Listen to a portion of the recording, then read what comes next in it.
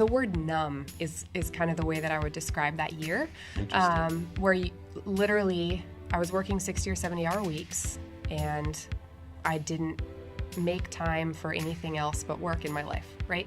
And obviously, part of that was control factor. Part of that was fear of not really knowing what else to do, right? I felt like I was stuck. And yeah, I lived on autopilot for like a year. And it was interesting. I actually had a conversation with a close friend, and also read, I don't know if you've heard of Lean In. Yeah. Sheryl Sandberg. So there was a chapter in that book that actually helped poke the fire a little bit too. She talks about your career being a jungle gym, not a ladder.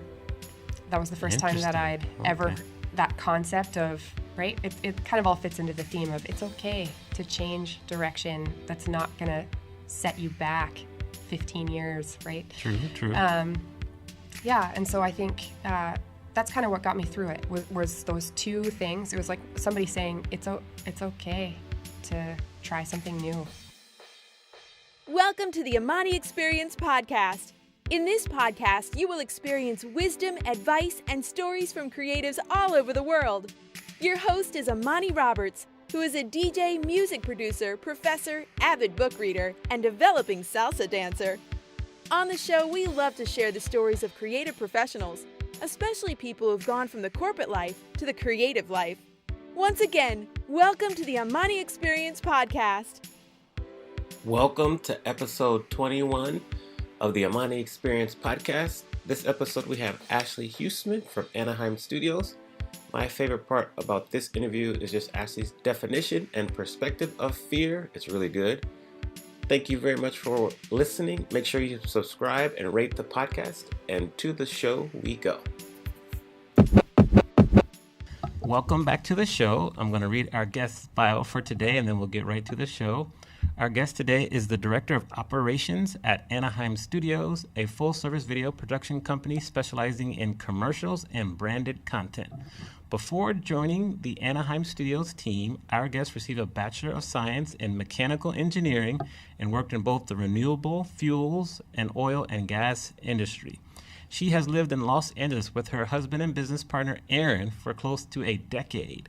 Just celebrated their 9-year anniversary, too.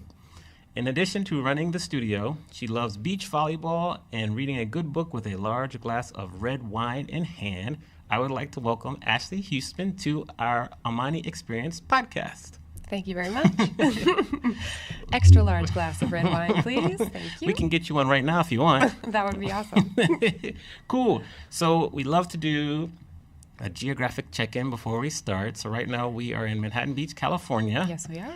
And so tell us where you are originally from. Originally, I was born and raised in a tiny little town called Foremost, Alberta, Canada. Okay. So that's about 3 hours straight north of Great Falls, Montana, for those of you who aren't familiar with the southern Alberta landscape. So, yeah, town of 400 people. I grew up on a farm. What kind of farm? Tell us. I was going to ask about that. Well, my dad grows all different types of grains, so anything from canola to wheat to chickpeas. And then we also had beef cattle growing up, but they don't do that anymore. It's a lot more work when there's no kids home, so yeah. Okay. And don't you have to travel home a couple of times a year to help with the harvest, or you do? Yeah, I do, actually. Spring, we seed, and fall, we harvest. So Nice. Try to make it back twice a year. It doesn't always work that way, but yeah. All right.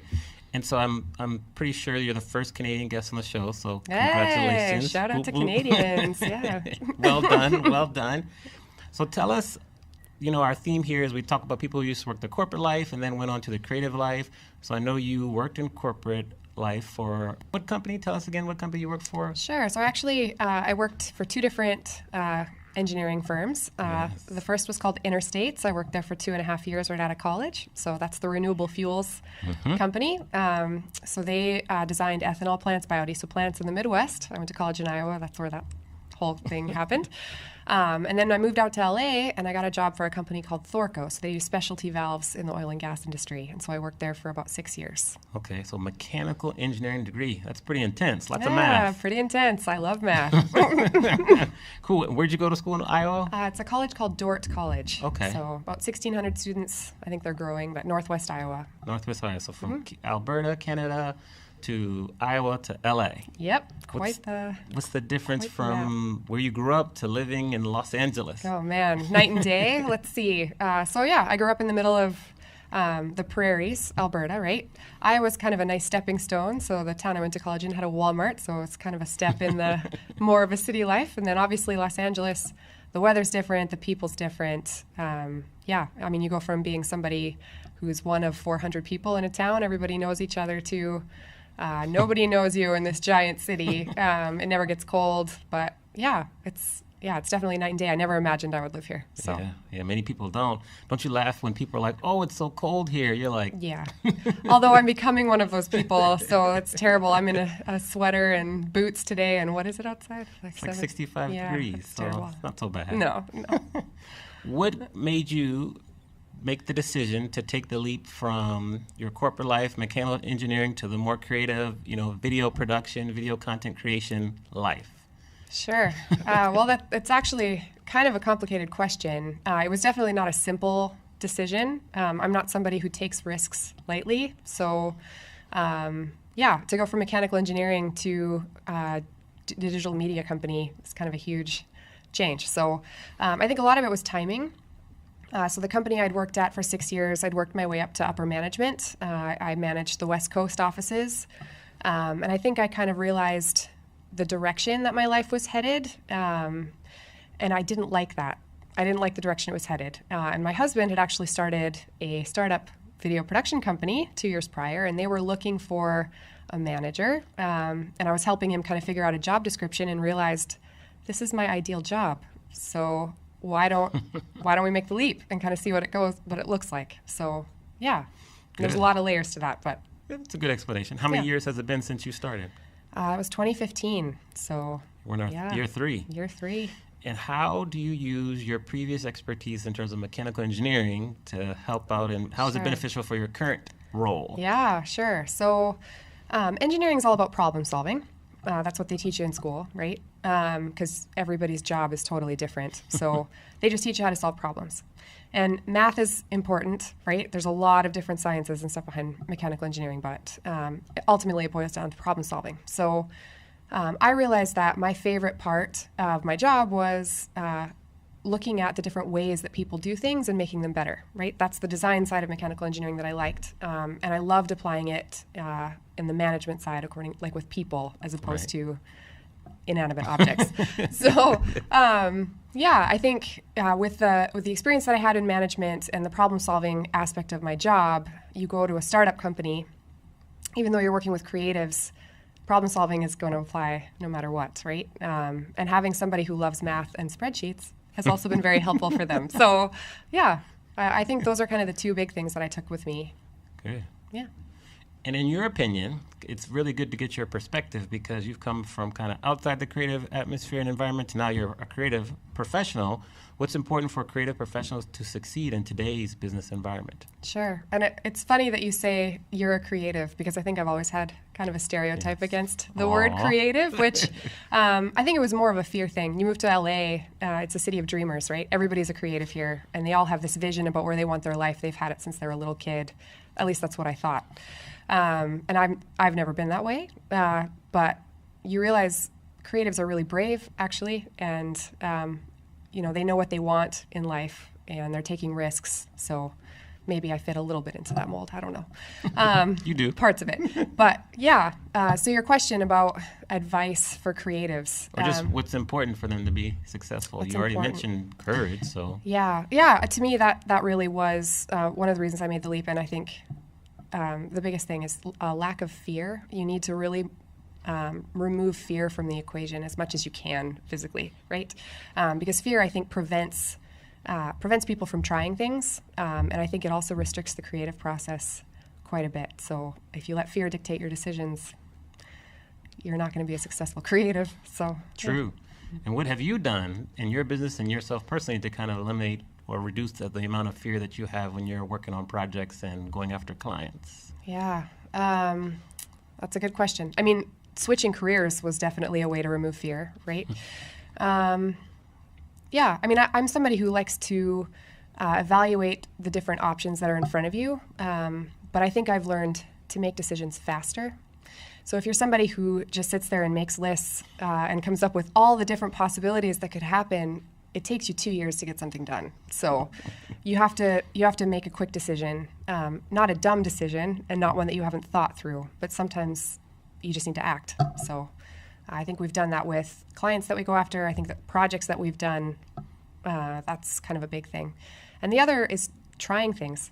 You know, that's part of the beauty of the creative process is you can try something and then you've got a good group of people around you that can tell you, well, that sucked. And so you can go back to the drawing board, and that's okay. That's part of it. So, yeah. All right. What did your family and friends say when you told them, I'm going to shift from being, you know, my mechanical engineer career and all I've gone to school for, and now I'm going to become a creative and run, you know, a video company? What'd they say? Yeah, boy.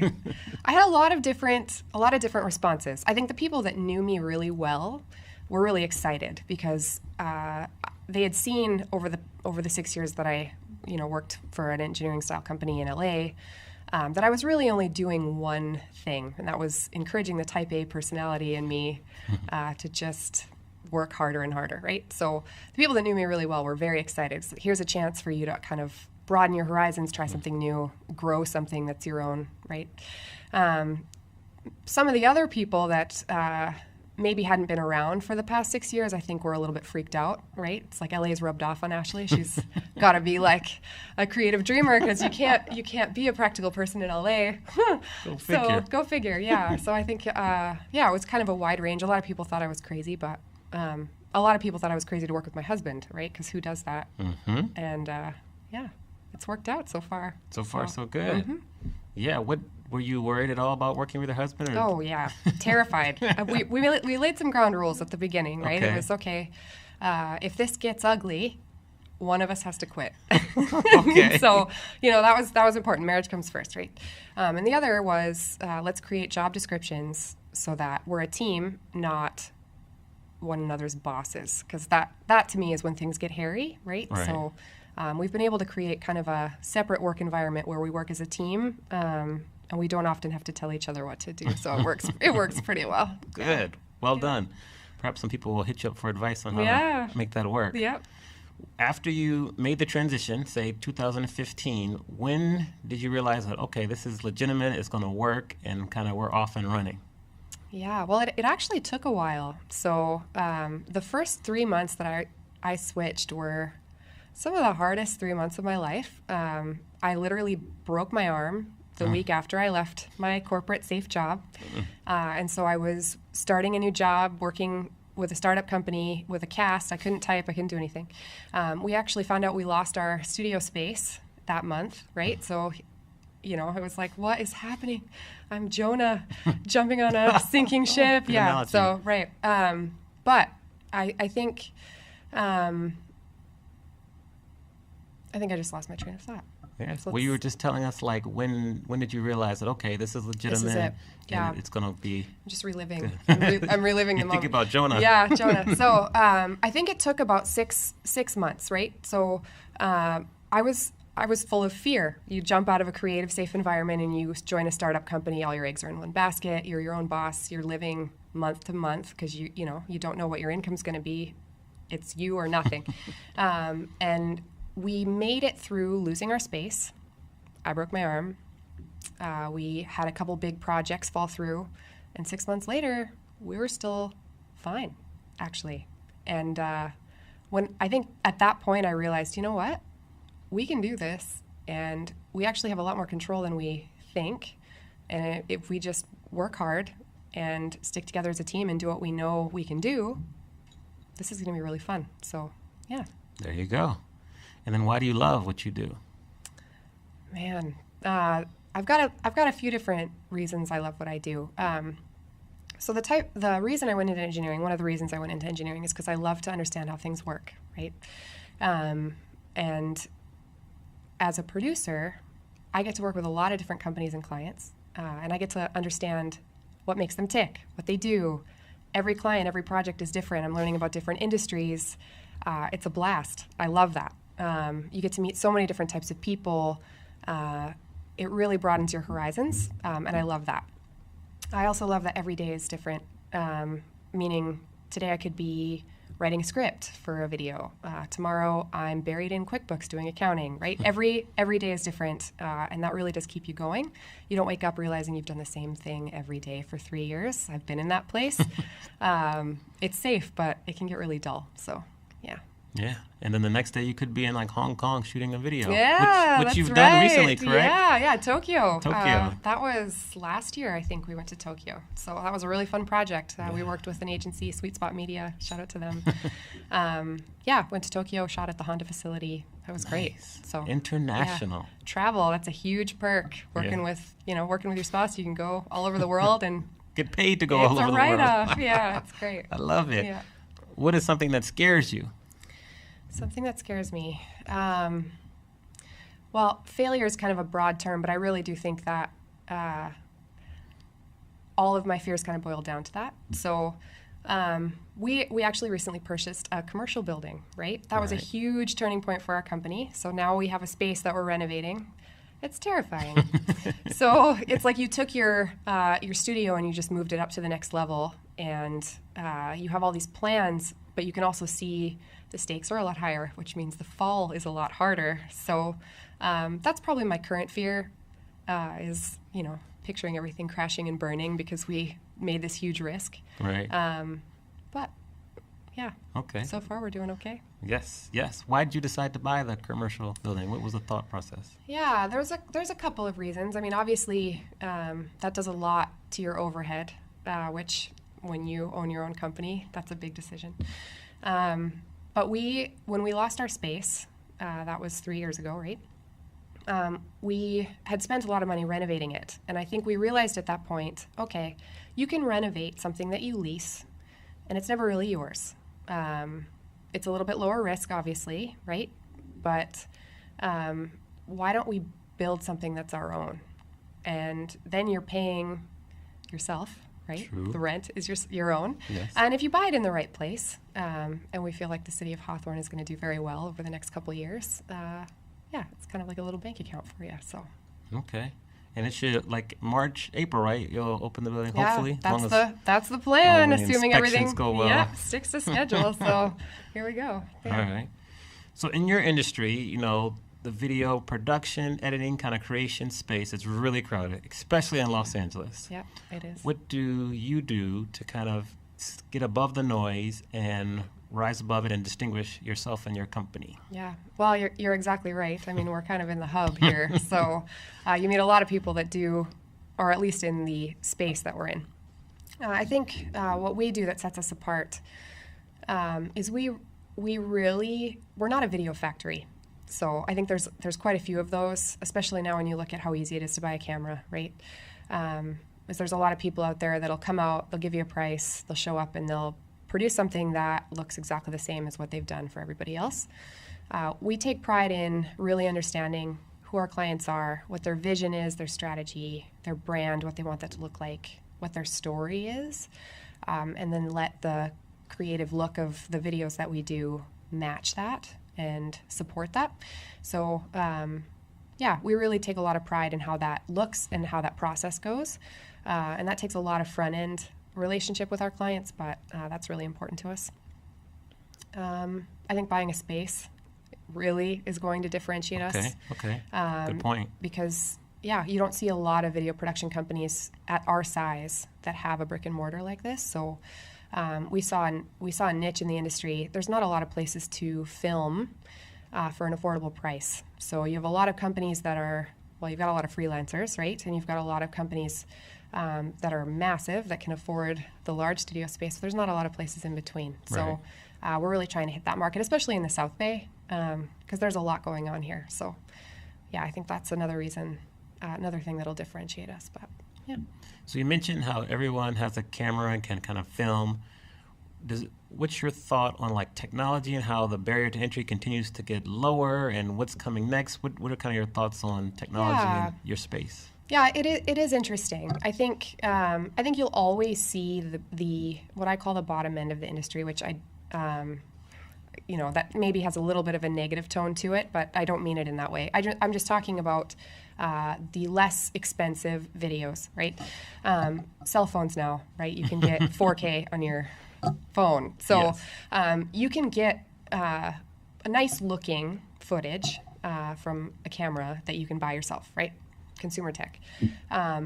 But having somebody who understands what videos land well with audiences, how to formulate a good story, graphics is huge because understanding how that software works and how to build graphics is something that still has not been made readily available to the average consumer, right?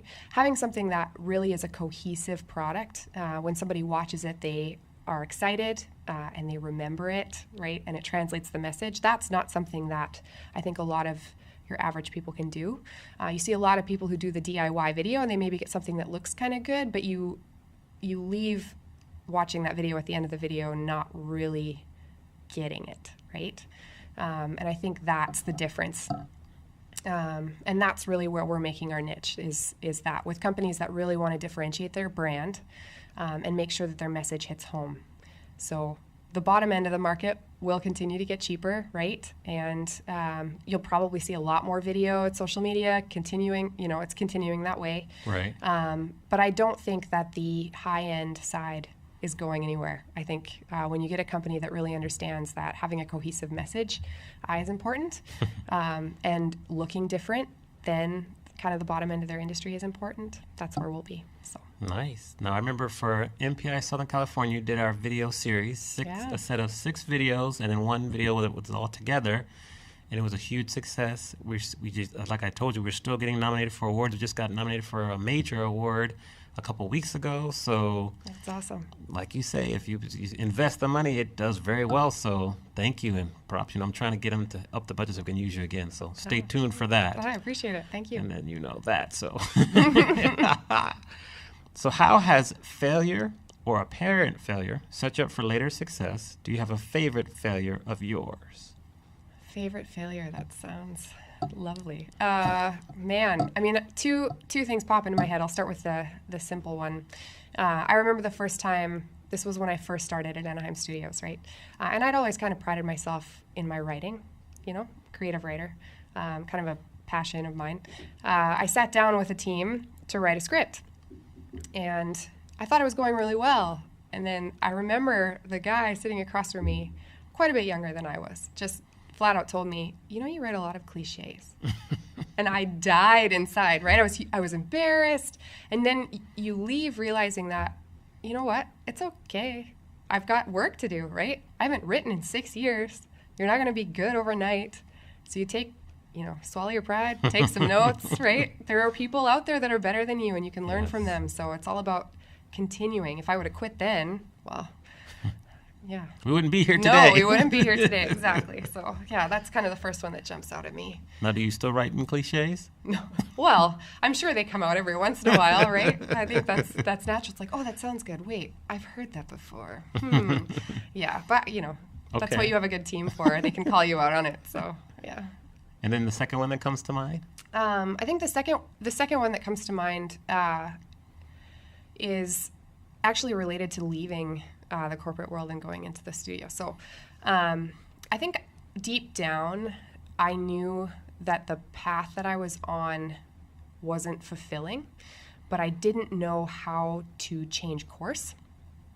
And so I stayed for a lot longer than I needed to. And instead of knowing when to walk away from something, I figured, well, you just work harder and it's going to get better, right? Just make more checklists. It's going to be fine. And I didn't realize that you can work yourself into a pit, literally a pit, where you don't really know why you're working anymore. You're just working. And so because I got to that point, I was able to kind of step back and realize, you actually have to keep your eyes on where you want to go if you want to be happy in life. And so I can use that as kind of a marker for life when I, get a little bit too busy or a little too crazy. It's like, well, wait, why am I doing this? Is it because I'm trying to control everything and make myself feel better? Well, maybe. Okay. So if you were to go back to when you hit that time where you're like, it's time for a change, what would you do differently that time? Yeah, I think at least now I mean, you get older, you start to realize and learn about yourself a little bit more, right? Yes. You're still very young, so it's not like you're a grandma or something. No, I'm not a grandma. Yeah, I think in hindsight, I now know some of the warning markers that I, maybe would have seen, not sleeping, all the stress markers. Yeah. And having people that can maybe keep you accountable too, that's kind of important. And just knowing that just because you change direction, that's not a failure. I think it took me a while to learn that. So, but yeah. It's a valuable lesson that you've learned, so that's good. Some people never learn that lesson. No. So they stay on the same track, same path. Yeah. Interesting. So this is kind of the last question on this little strain of questions, but Sure. tell us about the darkest time in your life, how you got through that, and what did you learn from that experience? Okay. The darkest time in my life. Yeah, that would probably be the year before I left Thorco. So, and I honestly think it's interesting. The word numb is kind of the way that I would describe that year, where literally I was working 60 or 70-hour weeks, and I didn't make time for anything else but work in my life, right? And obviously, part of that was control factor. Part of that was fear of not really knowing what else to do, right? I felt like I was stuck. And yeah, I lived on autopilot for like a year. And it was interesting. I actually had a conversation with a close friend and also read, I don't know if you've heard of Lean In. Yeah. Sheryl Sandberg. So there was a chapter in that book that actually helped poke the fire a little bit too. She talks about your career being a jungle gym, not a ladder. That was the first time that I'd ever, that concept of, right? It kind of all fits into the theme of it's okay to change direction. That's not going to set you back 15 years, right? True. Yeah, and so I think that's kind of what got me through it, was those two things. It was like somebody saying, it's okay to try something new. It's not going to end. You're not ending a lifetime career, right? You're not starting over. You can build off of what you've learned. True. It's not like you're turning 16 again. And then, yeah, just reading a very successful woman talking about how, the whole corporate ladder up and down thing isn't the only way that it works. So I think, yeah. Yes, preach. You mentioned, and you've talked about fear a lot, actually. If I was to ask you, how do you define fear? What would your definition be? My definition of fear. Yeah, I can come up with synonyms. Let's see about a definition. Well, let's start with the synonyms and go from there. Yeah, paralyzing is kind of right? It's a lack of action. Right. Yeah, and I think to me, fear is kind of this void, right? It's your desire for your goals and the things that you want to achieve, and the excitement that you get from what a successful thing could look like is completely outweighed by this negativity and this vision of all the horrible things that could happen, and so you just don't try. Yeah, you're stuck. Yeah. One of my favorite definitions of fear is false evidence appearing real. Of course, it's for the the acronym. Yeah. Yeah, so that's good, but your definition is very good as well. So if we go back to when you were 21 years old. You were in school in Iowa, I'm assuming, still there? Still All right. there. So we're going to go talk to 21-year-old Ashley. All right. And we're going to give Ashley some advice. So Ashley of now is going to give 21-year-old Ashley some advice. What kind of advice would you share? Let yourself dream. Give space to let yourself dream. I think 21-year-old me was a dreamer. I had all these aspirations and ideas about what the world was like and what I was going to do with my career. And it's interesting how quickly you box that part of yourself in for a variety of different reasons, right? And then all of a sudden, you're in your next decade of life and you don't really even recognize yourself anymore. So, to all you 21-year-olds out there, don't stop dreaming because life's short. Keep dreaming. Yeah. Great. What is the one lesson in life that took you the longest to learn? The one lesson in life. Again, it goes back to that that fear thing. I think realizing that the most horrible things in life, yeah, they happen, but the chances of those happening are a lot less than you think. So, and a life without risk is really, really boring. It's really boring. It took me a long time to realize that. True. Yeah. All right. Every great person has a sentence. What is your sentence? My sentence will be, I help people unlock their creativity by teaching them how to DJ. My motto actually is something I've had since I was little. Actually, I think it came from my mom, but it's basically make sure that you leave something better than when you found it. And I've had that with my career. I've had that with when you go to help somebody, you always want to leave something better than when you found it. I think that's a good aspiration, and hopefully that's how people feel when they interact with me. We'll see. I think so. Yeah. Yeah. I think you're doing well. Keep it up. That's good. What's one new habit that you've added to your daily routine in the past year or so that's been very beneficial? Yeah, so I've started working out, Okay. actually. Turns out that the whole endorphin thing that people talk about is It's actually true. a really big deal. And I think it's important, too, to make time for yourself every day. So I'm two birds with one stone, right? It's Right. like time where I'm not on my phone and not working, and I'm getting endorphins, so yeah. And it justifies the giant glass of red wine at the end of the day, so there you go. That's good. Yeah. A little wine that never hurts, so don't worry about that. Yeah, it's good for you. Yeah. So we're really, really big readers on the Amani Experience podcast. You've Okay. already mentioned Lean In by Sheryl Sandberg. Yeah. What other books have you read that you would say, stop what you're doing and start to read this book immediately? All right. Well, I'm in the middle of it, so I'm going to give you a recommendation that I haven't ended. It's So, okay. It's good. But I'm reading the E-Myth right now, and maybe it's because it's the beginning of the year, right? And it's that season for visioning and kind of looking ahead. But I really, really love the E-Myth. I think it does a really great job of stirring up the dreamer inside the small business owner and getting you to really think big picture and focus on why you're doing what you're doing. And it's been really, really inspirational. So to me, that's the book to drop everything and read. The E-Myth. Any other books come to mind? This is totally unrelated to self-help, but and you actually recommended this to me, but Shantaram Yes. was unbelievably good. Yes. Yeah, and there's the feature is coming out soon. So Really? When? they say this year. We'll see. Nice. So I'm glad you finished it. It's long, but you finished it. It was long, but it was awesome. So Okay. very, Dope very book. good book. Thank Yeah. you. Oh, I'm happy you read that. We'll add that one to the show notes Yeah. too. Awesome book. All right, cool. Tell us how we can find you online. Like you and Anaheim Studios, people wanted to reach you. How can they find you? Yeah, so we have a great website, AnaheimStudios.com.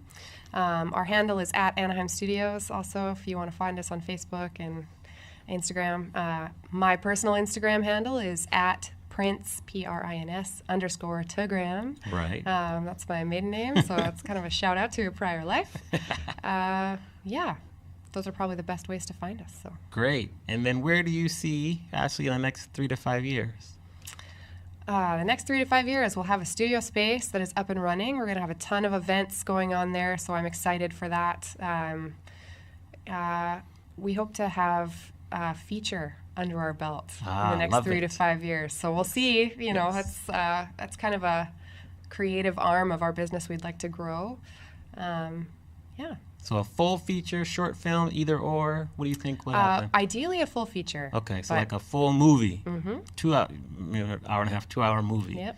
Nice. Yeah, that's the goal. Oh, I love it. That's probably a 5, not so much a 3. 5 years. Okay. Yeah. If you need extra, just call All me. right, I'll be on yeah. set. I can do a variety of things as an extra.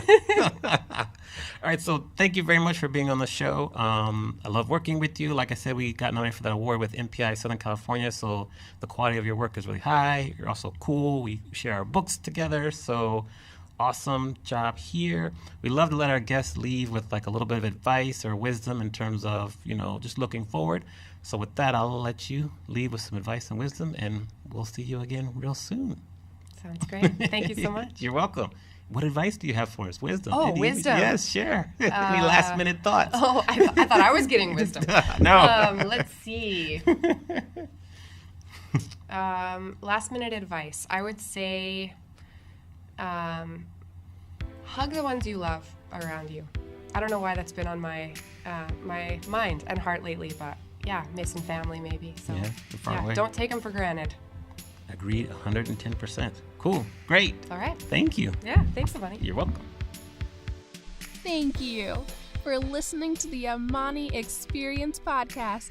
You can check out the show notes on amaniexperience.com/podcast. Please remember to leave us a review on the platform you are listening on, and share this podcast with anyone who you feel would benefit from listening. See you soon on our next episode.